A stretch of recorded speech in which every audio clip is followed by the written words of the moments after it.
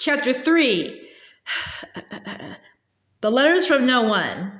The escape of the Brazilian boa constrictor earned Harry his longest ever punishment. By the time he was allowed out of his cupboard again, the summer holidays had started, and Dudley had already broken his new video camera, crashed his remote control airplane, and, first time out on his racing bike, knocked down old Mrs. Fig as she crossed Privet Drive on her crutches. Harry was glad school was over, but there was no escaping Dudley's gang, who visited the house every single day. Piers, Dennis, Malcolm, and Gordon were all big and stupid, but as Dudley was the biggest and stupidest of the lot, he was the leader. The rest of them were all quite happy to join in Dudley's favorite sport, Harry hunting. This was why Harry spent as much time as possible out of the house, wandering around and thinking about being in the holidays, where he could see a tiny ray of hope. When September came, he would be going off to secondary school, and for the first time in his life, he wouldn't be with Dudley. Dudley had been accepted at Uncle Vernon's old private school, Smeltings. Piers Polkiss was going there too. Harry, on the other hand, was going to Stonewall High, the local public school. Dudley thought this was very funny. They stuffed people's heads down the toilet the first day at Stonewall, he told Harry. Want to come upstairs and practice? No thanks, said Harry. The poor toilets never had anything as horrible as your head down it. It might be sick. Then he ran before Dudley could work out what he'd said. One day in July, Aunt Petunia took Dudley to London to buy a Smeltings uniform, leaving Harry at Mrs. Figg's. Mrs. Figg wasn't as bad as usual.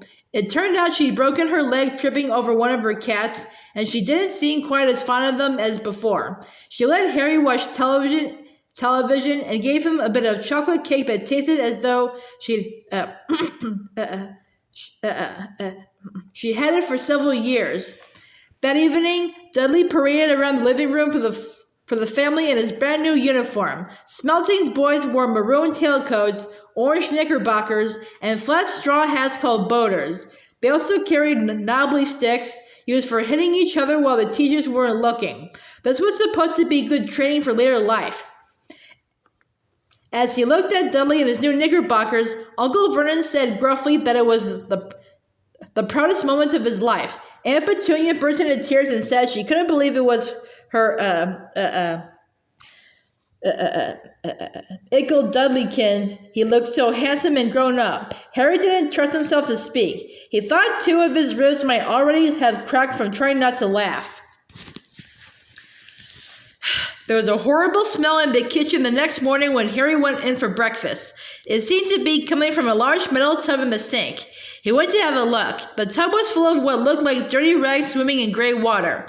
"What's this?" he asked Aunt Petunia. Her lips tightened as they always did if he dared to ask a question. "Your new school uniform?" she said. Harry looked in the bowl again. "Oh," he said, "I didn't realize it had to be so wet." "Don't be stupid," snapped Aunt Petunia. "I'm dyeing some of Dudley's old things gray for you. It'll look just like everyone else's when I finished." Harry seriously doubted this, but thought it best not to argue. He sat down at the table and tried not to think about how he was going to look on his first day at Stonewall High, like he was wearing bits of old elephant skin, probably. Dudley and Uncle Vernon came in, both with wrinkled noses because of the smell from Harry's new uniform. Uncle Vernon opened his newspaper as usual, and Dudley banged his smelting stick, which he carried everywhere, on the table. They heard the click on the mail slot and flop of letters on the doormat. "Get the mail, Dudley," said Uncle Vernon from behind his paper. "Make Harry get it. Get the mail, Harry. Make Dudley get it. Poke it with your smelting stick, Dudley."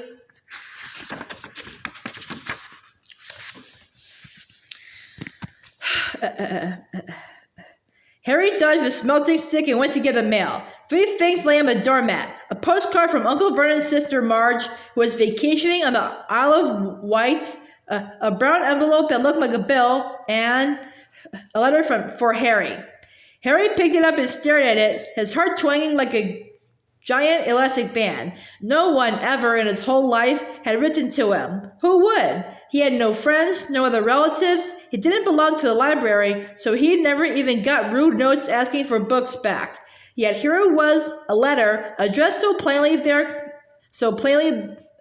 could be no mistake. Mr. H. Potter, the cupboard under the stairs, 4 Privet Drive, Little, Winging, Surrey. The envelope was thick and heavy, made of yellowish parchment, and the address was written in emerald green ink. There was no stamp. Turning the envelope over, his hand trembling, Harry saw a purple wax seal bearing a coat of arms, a lion, an eagle, a badger, and a snake surrounding a large letter H. "Hurry up, boy!" shouted Uncle Vernon from the kitchen. "What are you doing? Checking for letter bombs?" He chuckled at his own joke. Harry went back to the kitchen, still staring at his letter. He handed Uncle Vernon the bill and the postcard, sat down, and slowly began to open the yellow envelope. Uncle Vernon ripped open the bill, snorted in disgust, and flipped over the postcard. "Marge is ill," he informed Aunt Petunia. "Ate a funny whelk." "Dad," said Dudley sternly. "Dad, Harry's got something." Harry was on the point of unfolding his letter, which was written on the same heavy parchment as the envelope, when it was jerked sharply out of his hand by Uncle Vernon. "That's mine," said Harry, trying to snatch it back. "Who'll be writing to you?" sneered Uncle Vernon, shaking the letter open with one hand and glancing at it. His face went from red to green faster than a set of traffic lights, and it didn't stop there. Within seconds, it was the grayish white of old porridge. "Petunia," he gasped. Dudley tried to grab the letter to read it, but Uncle Vernon held it high out of his reach. Aunt Petunia took it curiously and read the first line. For a moment, it looked as though she might faint. She clutched her throat and made a choking noise. "Vernon! Oh my goodness, Vernon!" They stared at each other, seeming to have forgotten that Harry and Dudley were still in the room. Dudley wasn't used to being ignored. He gave his father a sharp tap on the head with his smelting stick. "I want to read that letter," he said loudly. "I want to read it," said Harry furiously, "as it's mine." "Get out, both of you," croaked Uncle Vernon, stuffing the letter back inside the envelope. Harry didn't move. "I want my letter," he shouted. "Let me see it,"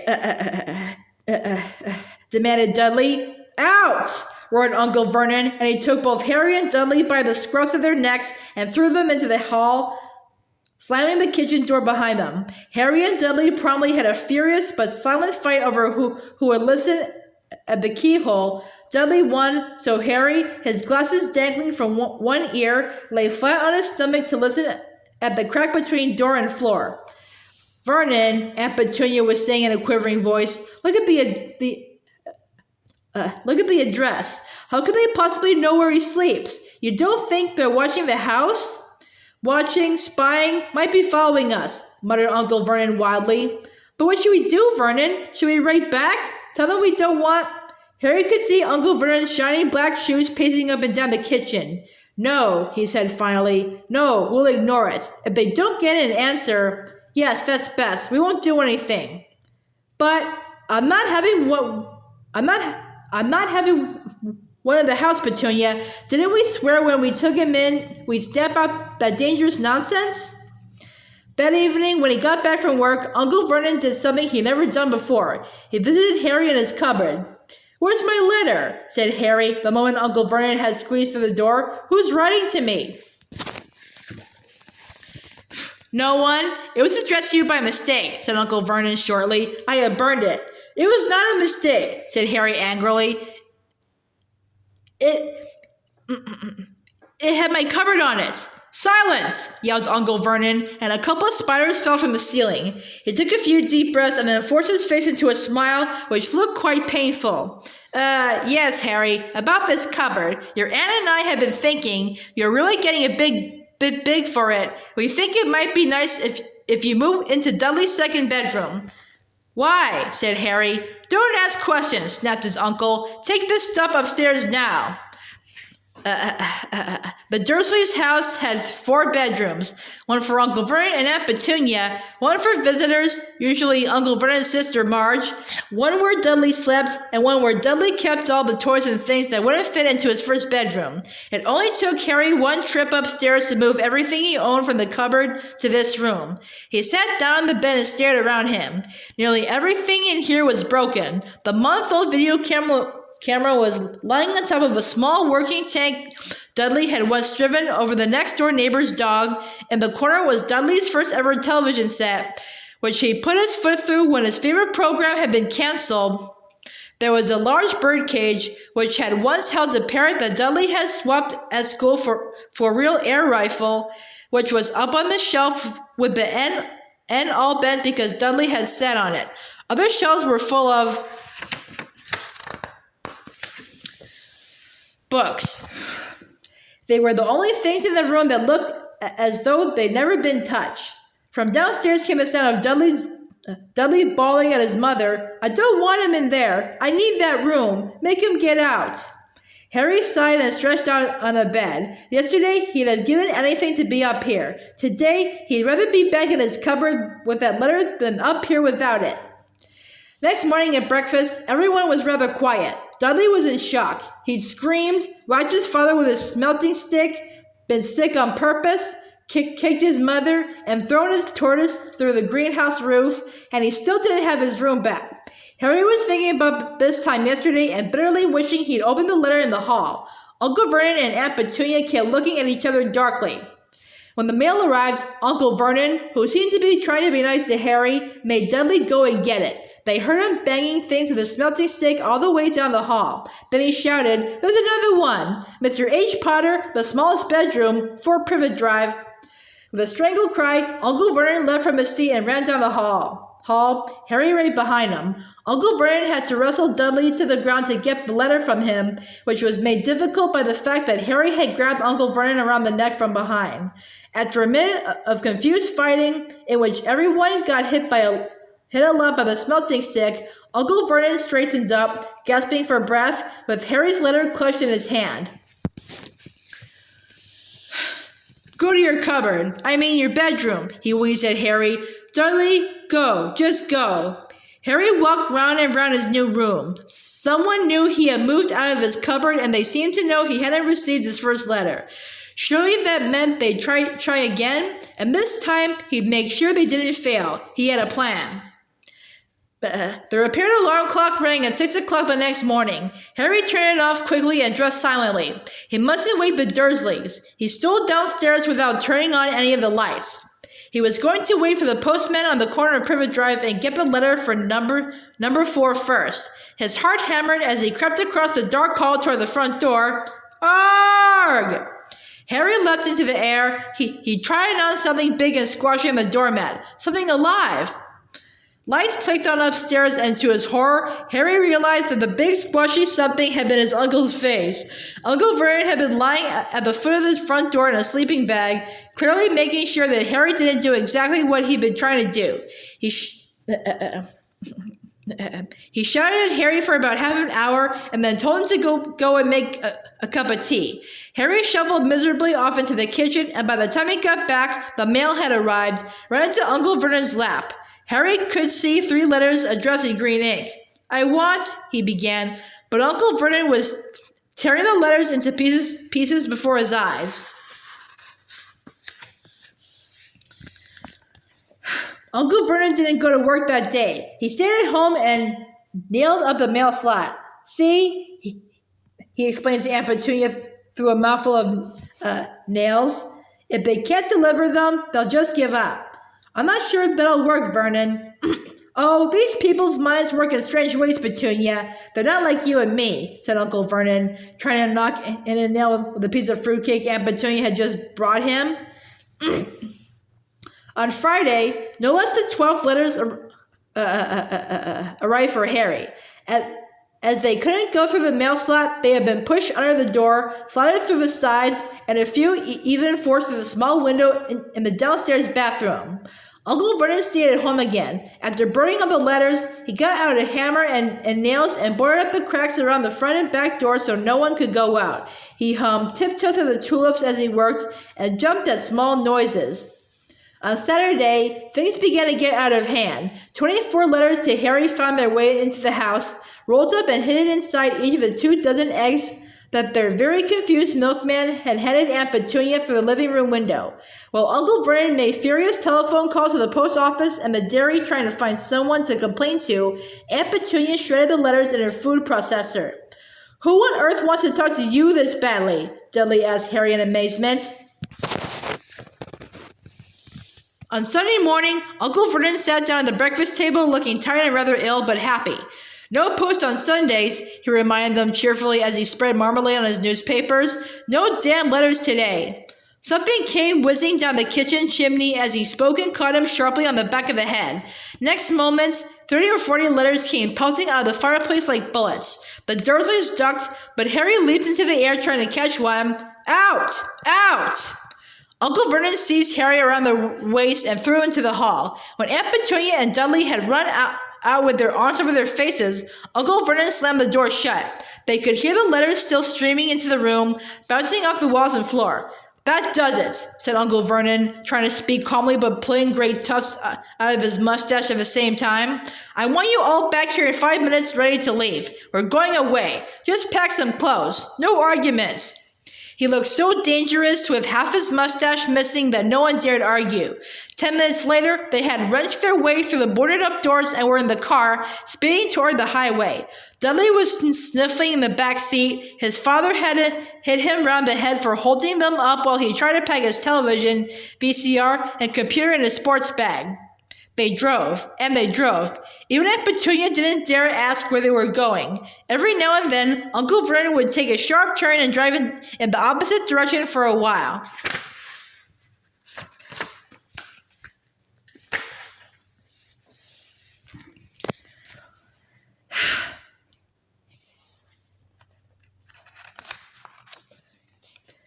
Shake him off, he would mutter whenever he did this. But didn't stop to eat or drink all day. By nightfall, Dudley was howling. He never had such a bad day in his life. He was hungry, he missed 5 television programs he wanted to see, and he'd never gone so long without blowing up an alien on his computer. Uncle Vernon stopped at last outside a gloomy-looking hotel on the outskirts of a big city. Dudley and Harry shared a room with twin beds and damn musty sheets. Dudley snored, but Harry stayed awake, sitting on the windowsill, staring down at the lights of passing cars and wondering. They ate stale cornflakes and cold tinned tomatoes on toast for breakfast the next day. They had just finished when the owner of the hotel came over to their table. "Excuse me, but is one of you Mr. H. Potter? Only I got about an hundred of these at the front desk." She held up a letter so they could read the green ink address. "Mr. H. Potter, room 17, Realview Hotel, Cokeworth." Harry made a grab for the letter, but Uncle Vernon knocked his hand out of the way. The woman stared. "I'll take them," said Uncle Vernon, standing up quickly and following her from the dining room. "Wouldn't it be better just to go home, dear?" Aunt Petunia suggested timidly, hours later, but Uncle Vernon didn't seem to hear her. Exactly what he was looking for, none of them knew. He drove them into the middle of the forest, got out, looked around, shook his head, got back in the car, and off they went again. The same thing happened in the middle of a plowed field, halfway across a suspension bridge, and at the top of a multi-level parking garage. "Daddy's gone mad, hasn't he?" Dudley asked Aunt Petunia dully late that afternoon. Uncle Vernon had parked at the coast, locked them all inside the car, and disappeared. It started to rain. Great drops beat on the roof of the car. Dudley sniveled. "It's Monday," he told his mother. "The great Humberto's on tonight. I want to stay somewhere with a television." Monday. This reminded Harry of something. If it was Monday, and you could usually count on Dudley to know the days of the week because of television, then tomorrow, Tuesday, was Harry's 11th birthday. Of course, his birthdays were never exactly fun. Last year, the Dursleys had given him a coat hanger and a pair of Uncle Vernon's old socks. Still, you weren't 11 every day. Uncle Vernon was back and he was smiling. He was also carrying a long, thin package and didn't answer Aunt Petunia when she asked what he'd bought. "From the perfect place," he said. "Come on, everyone out." It was very cold outside the car. Uncle Vernon was pointing at what looked like a large rock way out at sea, perched on top of the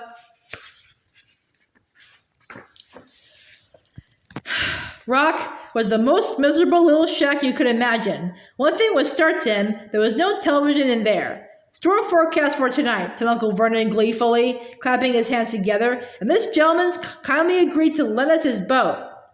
A toothless old man came ambling up to them, pointing, with a rather wicked grin, at an old rowboat bobbing in the iron-gray water below them. "I've already got us some rations," said Uncle Vernon, "so all aboard." It was freezing in the boat. Icy sea spray and rain crept down their necks, and a chilly wind whipped their faces. After what seemed like hours, they reached the rock where Uncle Vernon, slipping and sliding, led the way to the broken-down house. The inside was horrible. It smelled strongly of seaweed, the wind whistled through the gaps in the wooden walls, and the fireplace was damp and empty. There were only 2 rooms. Uncle Vernon's rations turned out to be a bag of chips, each and 4 bananas. He tried to start a fire, but the empty chip bags just smoked and shriveled up. "Could do with some of those letters now, eh?" he said cheerfully. He was in a very good mood. Obviously, he thought nobody stood a chance of reaching them here in a storm to deliver mail. Harry probably agreed, though the thought didn't cheer him up at all. As night fell, the promised storm blew up all around them. Spray from the high waves splattered the walls of the hut, and a fierce wind rattled the filthy windows. Aunt Petunia found a few moldy blankets in the second room and made up a bed for Dudley on the moth-eaten sofa. She and Uncle Vernon went off to the lumpy bed next door, and Harry was left to find the softest bit of floor he could and to curl up under the thinnest, most ragged blanket.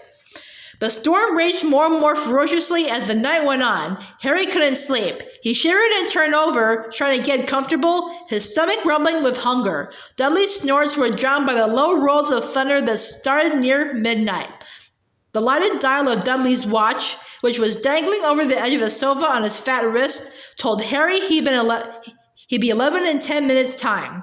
He lay and watched his birthday tick nearer, wondering if the Dursleys would remember at all, wondering where the letter writer was now.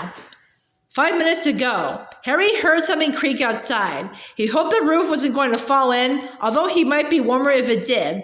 4 minutes to go. Maybe the house in Privet Drive would be so full of letters when they got back that he'd be able to steal one somehow. 3 minutes to go.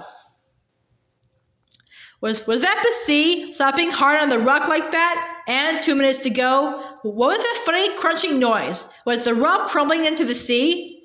1 minute to go and he'd be 11. 30 seconds. 20. 10. 9. Maybe he'd wake Dudley up just to annoy him. 3, 2, 1. Boom! The whole shack shivered and Harry sat bolt upright, staring at the door. Someone was outside, knocking to come in.